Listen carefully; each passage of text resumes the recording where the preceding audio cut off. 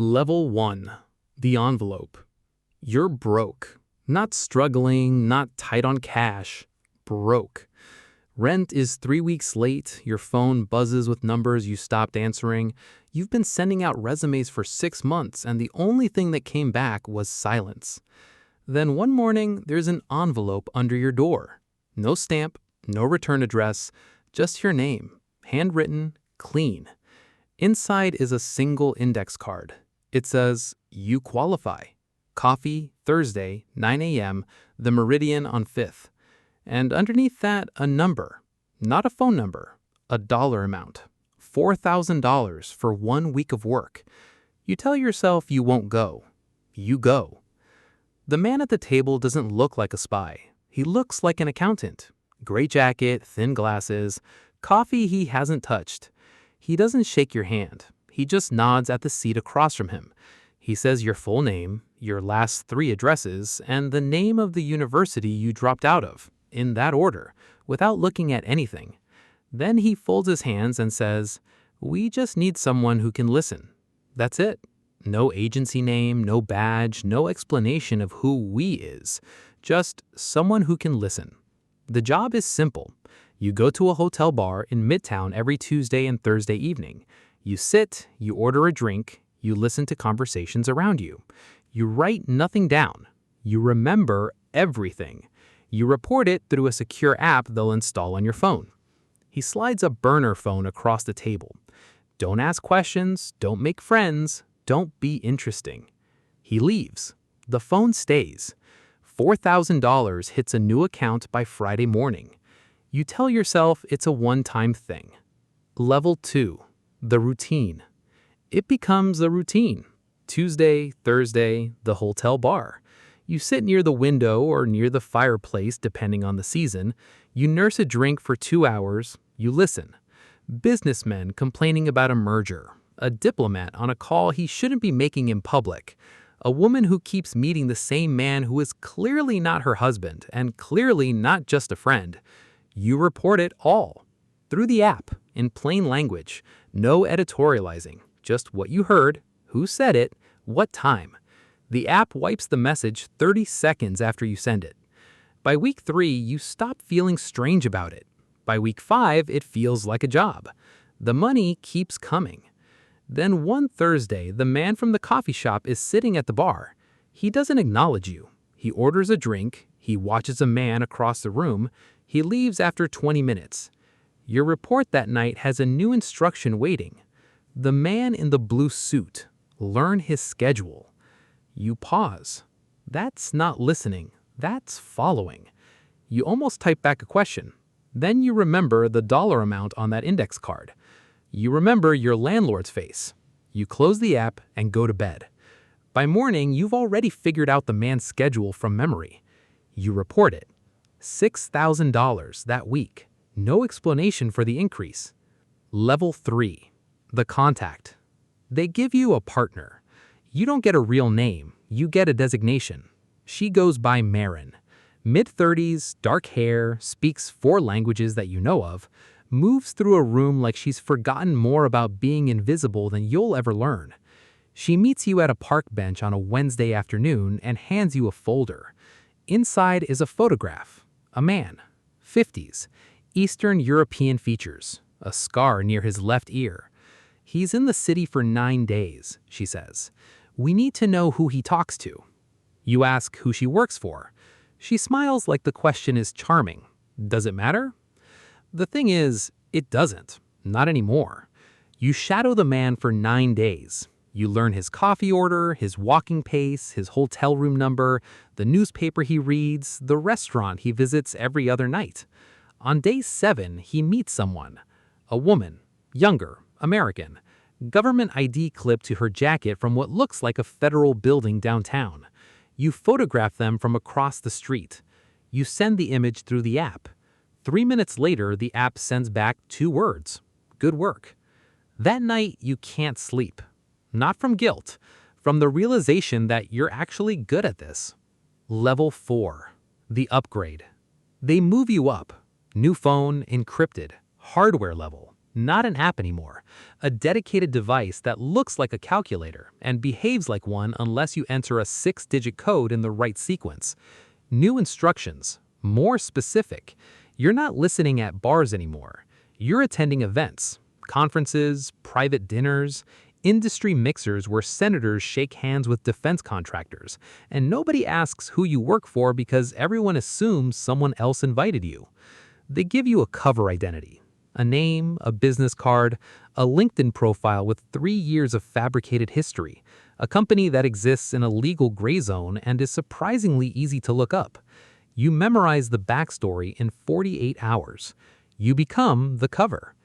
At a private dinner in Georgetown, you sit 3 seats from a man who appears on no public record, but whose face you recognize from a file Marin showed you 6 weeks ago. You make small talk. You're brilliant at small talk now.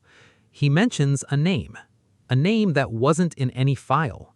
You don't react. You cut your steak, you nod, you pour him more wine. You repeat the name silently inside your head 14 times so you won't forget it. You report it that night.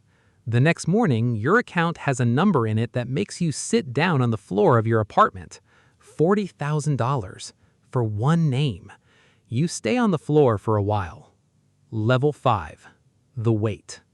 Here's what they don't tell you about this life. The paranoia is not a phase. It doesn't show up one day and leave. It moves in. It unpacks. It rearranges your furniture. You check if you're being followed. Everywhere. Always.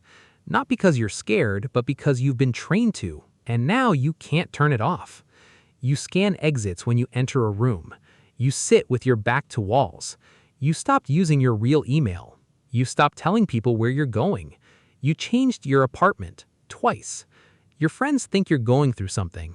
They're right. They're just wrong about what. Marin meets you in a parking garage on a rainy Tuesday. She tells you the operation has expanded. We need you in London for 2 weeks, she says, then Vienna. You ask what happens if you say no. She doesn't answer. She just looks at you in a way that says, we know what you've already done. We have the records. We have the photographs. We have the names you reported. You're not an observer anymore. You were never just an observer. You book the flight. London is gray and cold, and you meet 3 people in 3 days, each one in a different cafe, each one handing you something, a USB drive, a sealed envelope, a phone number written on a napkin. You don't open any of it. You're not supposed to. You're a courier now. You just didn't realize it until now. Level 6. The fracture. Vienna is where it starts to crack. You're staying at a mid-tier hotel near the Danube. Nothing flashy. That's the rule. Never be memorable. On your 3rd night, you come back to your room and something is wrong. You can't explain it exactly. The curtain is off by 4 inches, your bag is zipped when you left it unzipped, a small crease in the bed cover that wasn't there before. Someone was in your room. You don't call the front desk. You don't call Marin. You sit in the chair by the window in the dark for 2 hours because you've learned enough to know if it was hostile, you'd already be gone, which means it was them, your own people, checking on you or warning you. You're not sure which is worse. You make the drop the next morning, the cafe near the Stephansdom, a man in a tan coat. You leave the envelope under the table. You walk out. You don't look back. On the train to the airport, you open the calculator device. There's one message. The woman from the Georgetown dinner. She talked. Adjust your profile. That's the phrase. You've heard it used before. You never asked what it meant. Now you think you understand. And you feel sick for the first time in months. Level 7. The name you shouldn't know. Back in the States, everything feels different. Not the city is the same. You're different. You've started keeping a private log. Not for them, for yourself. A record, encrypted, stored on a device that exists nowhere in their system. Names, dates, locations, what you carried, what you heard, what you reported. Insurance, you tell yourself. It's insurance. You know what it really is. It's a confession. Marin meets you at the park bench again. This time she looks tired, something behind her eyes that wasn't there before. She tells you there's been a compromise, someone internal, someone talked to the wrong people. The operation is restructuring. Then she gives you a name, not a target's name, a name inside the operation. She says, "We need to know if this person has made contact with anyone outside the network." You recognize the name, not from a file, from a memory. It's the name of someone who helped you when you first started, who explained the app, who reassured you the first time you felt scared. Someone who felt, at the time, like the only honest person in the room. You don't say anything. Marin watches your face. "You know them," she says. "It's not a question." You say no. You've gotten very good at lying. Level 8. The collapse. You reach out to them, quietly, old method, a message through a dead drop you set up yourself, outside the network. They respond within 6 hours. "I know why you're asking. I know what they told you. It's not what you think. Meet me." You almost don't go. You go. A diner in New Jersey, booth in the back, cash only. They tell you everything. The operation isn't sanctioned, not fully. Parts of it are real intelligence gathering, real assets, real foreign targets, but layered underneath it, running parallel, is something else. Private interests, contractors, money that doesn't pass through any official account. You were never working for a government. You were working for a network of people who used government access to run their own operation. The Georgetown dinner, the man in Vienna, the envelopes. None of it was what you thought. You sit back in the booth. You think about the log on your private device. You think about $40,000 appearing in an account overnight. You think about the woman who talked in Georgetown. Adjust your profile. You feel the floor drop out. Level 9. The choice. You have the log. You have names, dates, account trails, locations. Enough to blow the whole thing open. Enough to put people in prison. Enough to put yourself in prison. Or, and this is the thought you can't stop thinking, enough to disappear. You have money, more than you've ever had, sitting in accounts that don't officially belong to you, but that you know exactly how to access. New identity, new country, somewhere without extradition and without ambition. Or you go to someone clean, a journalist, a federal contact who isn't compromised. You hand over the log and you trust that the system works. And you know what trusting the system will cost you. You sit in your apartment.